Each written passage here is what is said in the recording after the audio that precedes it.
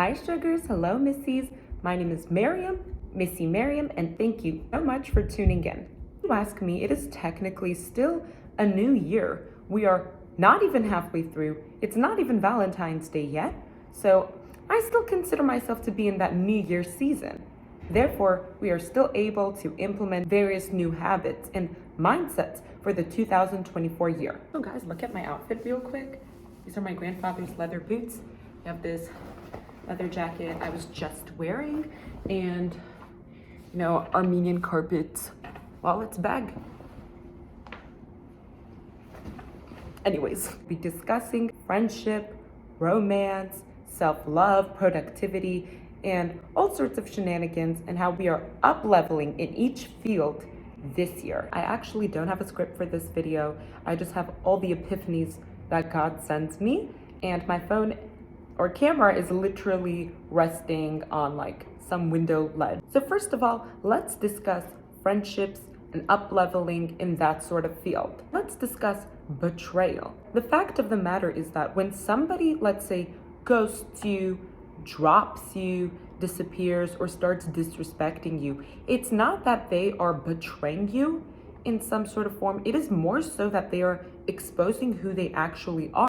A lot of the times when we have some sort of emotional connection to someone, it more so comes from a lack of information. You see, I've heard of this notion in regards to having crushes, but this also applies for friends or people that you were somehow, let's say, allied with. Let's say you have some sort of friend, and over time you realize that they just seem to drop you every single time they see a certain guy, or let's say they get into a relationship and they completely forget about you. In that sort of circumstance, you need to understand that, you know what? It's not that they've betrayed me or something so traumatic has happened. It is more so that they have exposed that deep in their heart, they are a pick-me, a pick-me-sha, as Miss Shira Seven says. And to move past this sort of tragedy, you need to realize, you need to fully accept that you simply did not understand that they were previously using you as a placeholder, and that God has revealed their true nature, and it is up to you to either distance yourself from them or to have a sort of conversation. Another notion that I'm definitely going to take note of this year is that people most certainly change. And when you change as well, you will have a tendency of outgrowing certain people.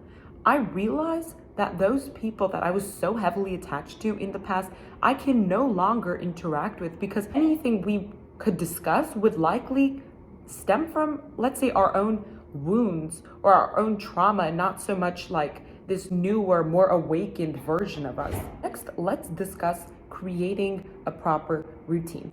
Now, I will admit, I'm somebody where I tend to do a billion different things all at the same time, and my everyday life tends to look drastically different. And naturally, one's routines will often differ based on like their schedule, the responsibilities, and so on. You have to sit down and you have to be so incredibly real with yourself and do a sort of inventory. And you need to actually look at the habits of yours, what you consume, and what your day-to-day actions are. Recently, I was thinking to myself, wow, I don't know why I'm still at this weight. I don't know why my skin is breaking out. I don't know why this is occurring. I don't know why XYZ is occurring. But then I was actually sitting down and thinking to myself, well, what exactly have you been doing with yourself that like yields these sorts of results? And you see, as of last year, I've been doing this every few months, where I sit down and I actually determine a new sort of routine for myself.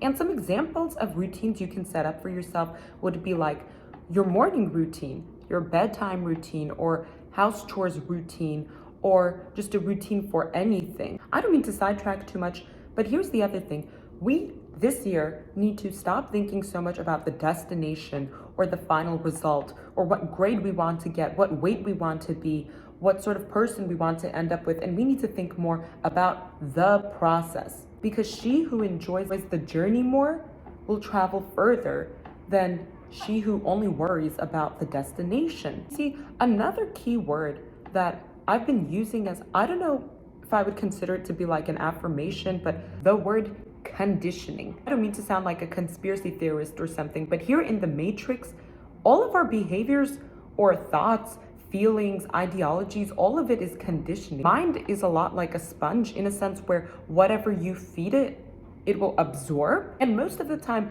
our reality, the 3D around us, is a result or a byproduct of whatever that is going on internally. When I refer to conditioning, I'm referring to what you consume emotionally, physically, the sorts of people you are around, the sorts of cycles and routines that you place yourself into. In this year or in this new era for us, we need to condition ourselves in a way that allows us to transform and benefits not just us, but the people around us. For instance, I would say that for around 2.5 years now, I've been conditioning myself to think positively. And I don't mean it in a toxic sort of way, but I mean that, you see, the mind is naturally hardwired to be negative. And I believe that this is some sort of evolutionary sort of trait or some sort of response from the human body to keep us safe and away from danger. But I've been reprogramming myself to have, let's say, a sort of safe space for myself here in my mind, because the world is already so dangerous. And if I can create that sort of safety, positivity, and softness internally, then it reflects outward. And I suppose conditioning is quite a strange word to hyperfixate, that life is truly a series of different cycles, and that you just need to condition yourself in a certain way or achieve a sort of mindset to enjoy each process and to learn from them as time goes on. Next, let's discuss investing in yourself. Missies, we embody the principle of reciprocity. You see, there is that famous quote where a male author states that if you give a woman wheat, she will give you bread. If you give her a house, she will give you a home. If you give her sperm, she will give you a baby. And you don't necessarily wait for somebody else to do it first for you, then you are able to only water your own garden in a sense, but to attract the right butterflies. You are born as yourself. You live this life as yourself.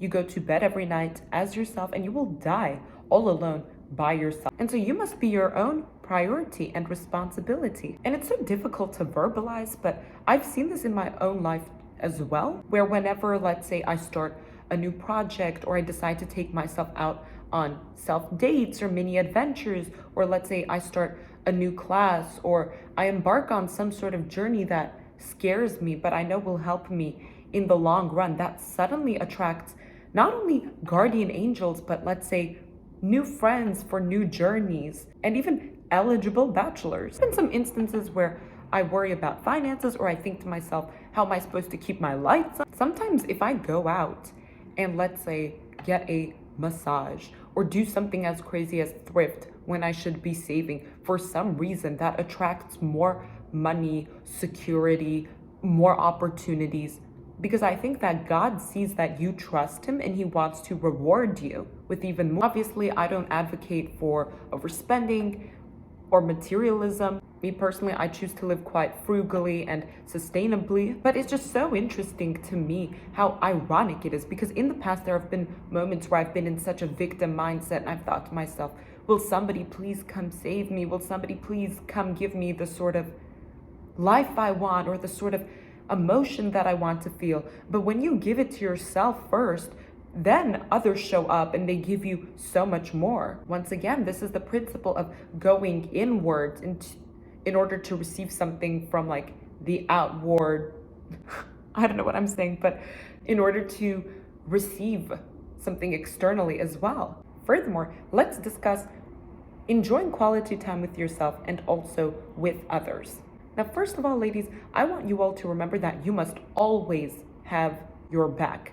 I'm somebody where I used to be such an empath and I used to always feel the need to be kind of like a barnacle around other people or to really attach to them. But you see, as women, we love to nurture, and we must first learn how to nurture ourselves, especially in a society that expects us to always put other people's wants above our needs. In your up-leveling journey or in your process of getting out of a rut, it is important to, first of all, prioritize yourself and understand that nobody is coming to save you.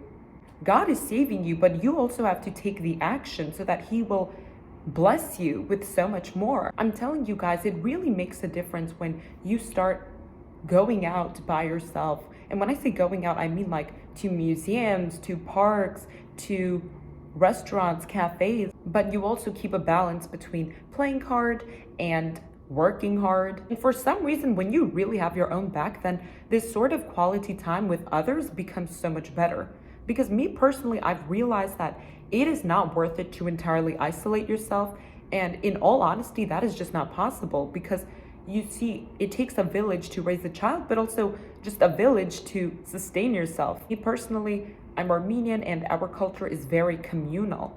And I see that there is a lack of this sort of notion in American culture. And I believe that this is why our generation is experiencing so many difficulties. But also, ladies, let's discuss another thing. The village around you should actually be pure, should be loving, caring, and kind. I'm telling you, it is better to be all by yourself, let's say rotting in your own misery, than to be around other people that mistreat you or cross your boundaries or disrespect you in any sort of way. You know, there might be a lot of moments where you will have to thug it out alone, but I'm telling you, make sure that you surround yourself with people who are worthy of your presence, who are worthy of your compassion and your love. Let's also remember that boundaries are very important for leveling up in this life.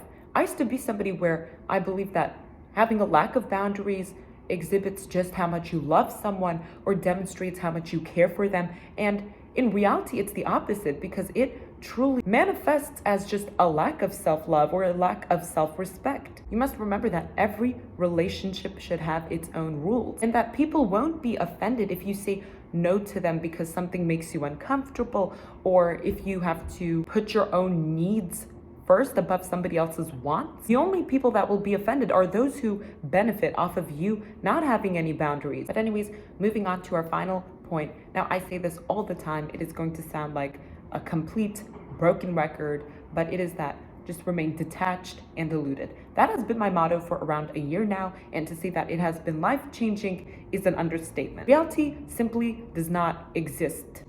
Your own perception is reality. If you take a pair of glasses and you put it on, what you see becomes different.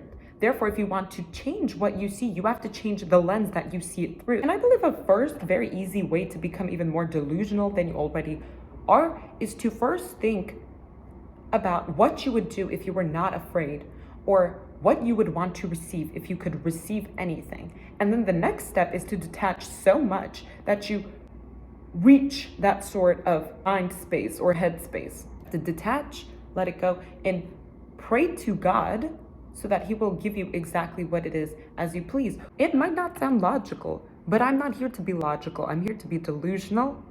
And for some reason, in the end, it all adds up. Anyways, so my lip gloss has come off from speaking so much and my iPhone storage is about to murder me. So on that note, thank you so much for tuning in and I hope to see you missies and sugars in the next video. Thank you so much.